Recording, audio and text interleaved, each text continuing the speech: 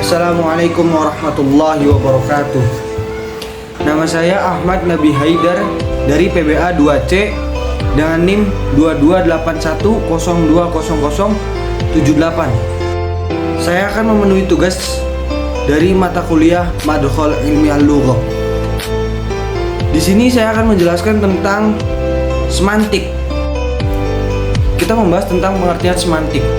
Semantik berasal dari kata Yunani sema, nomina, yang artinya tanda, atau dari samaino, verba, yang artinya menandai. Selanjutnya, saya akan membahas tentang jenis-jenis makna. Yang pertama, saya akan menjelaskan tentang makna leksikal. Makna leksikal ini berarti unsur-unsur bahasa sebagai lambang atau peristiwa dan lain sebagainya, serta mempunyai unsur-unsur bahasa lepas dari penggunaannya atau konteksnya. Makna leksikal, makna yang bersifat tetap. Oleh karena itu, makna ini sering disebutkan makna yang sesuai dengan kamus. Itu pengertian dari makna leksikal. Nah, selanjutnya ada makna gramatikal. Makna yang berubah-ubah sesuai dengan konteks pemakaiannya. Kata ini sudah mengalami proses gramatikalisasi, baik pengimbuhan, pengulangan, atau pemajemukan. Namun, bisa pula disebut makna struktural karena proses dan satuan-satuan gramatikal selalu berkenaan dengan struktur tata bahasaan. Selanjutnya ke makna derotatif. Makna derotatif ini makna kata yang sebenarnya. Artinya, makna kata tersebut tidak mendapat tafsiran lain yang agak menyimpang dari makna sebenarnya. Seperti ayam itu mati. Mati ini dalam arti berarti tidak bernyawa. Nah, selanjutnya saya akan menjelaskan tentang makna konotatif. Makna konotatif, sebuah kata disebut mempunyai makna konotatif apabila kata itu mempunyai nilai jasa, baik positif maupun negatif. Seperti kata santri, siswa, atau gadis.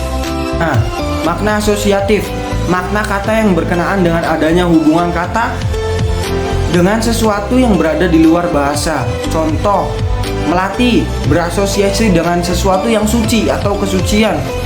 Ada juga merah yang berasosiasi berani. Nah, makna asosiasi ini dipengaruhi unsur-unsur psikis, pengetahuan, dan pengalaman. Selanjutnya saya akan menjelaskan tentang makna peribahasa atau figuratif atau kiasan. Memiliki makna yang mesti dapat ditelusuri atau dilacak dari makna unsur-unsurnya karena adanya asosiasi antara makna asli dengan maknanya sebagai peribahasa.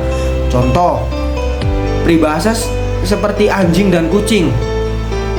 Anjing dan kucing ini memiliki arti dua orang tidak pernah akur. Jadi kalau ada dua orang yang tidak pernah akur itu berarti seperti anjing dan kucing. Nah, selanjutnya makna referensial. Sebuah kata yang memiliki referensinya atau acuannya sehingga sebuah kata dapat disebut bermakna referensial kalau ada referensinya atau acuannya. Kata-kata seperti kumbang, biru, dan buku adalah termasuk kata-kata yang bermakna referensial karena ada acuannya dalam dunia nyata. Selanjutnya makna non-referensial. Ini berlawanan dengan makna referensial yang tadi. Kalau makna non-referensial itu makna yang tidak mempunyai acuan dalam dunia nyata, tidak ada di dalam dunia nyata. Contoh, kata dan, karena itu tidak ada referensinya di dunia nyata.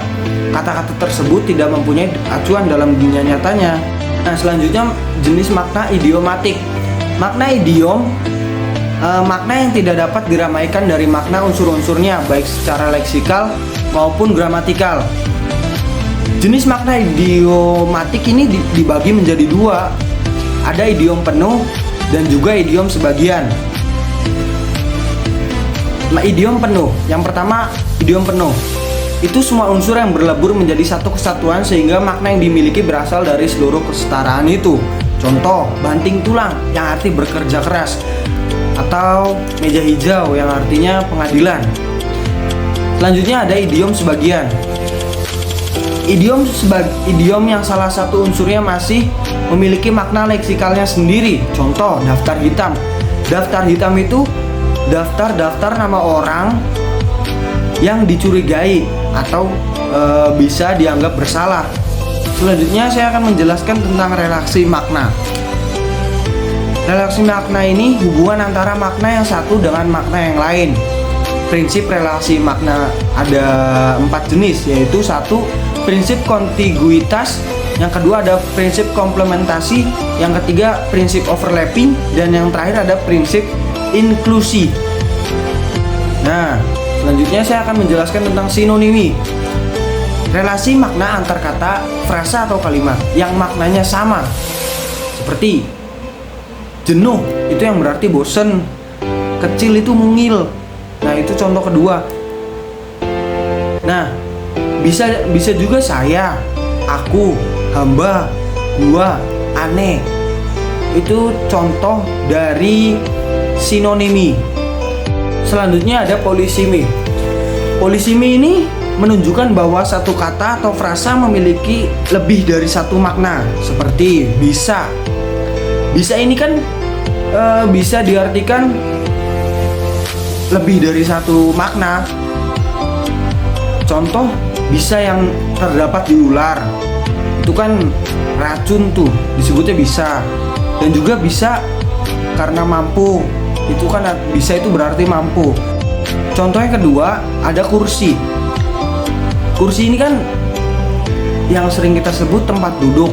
Tapi kursi ini bisa diartikan dengan kekuasaan atau jabatan. Selanjutnya ada himonimi. Himonimi adalah kata yang memiliki kesamaan tulisan dan pelafalan tetapi makna berbeda, seperti tahu. Tahu ini kan bisa berarti mengerti, atau tahu makanan.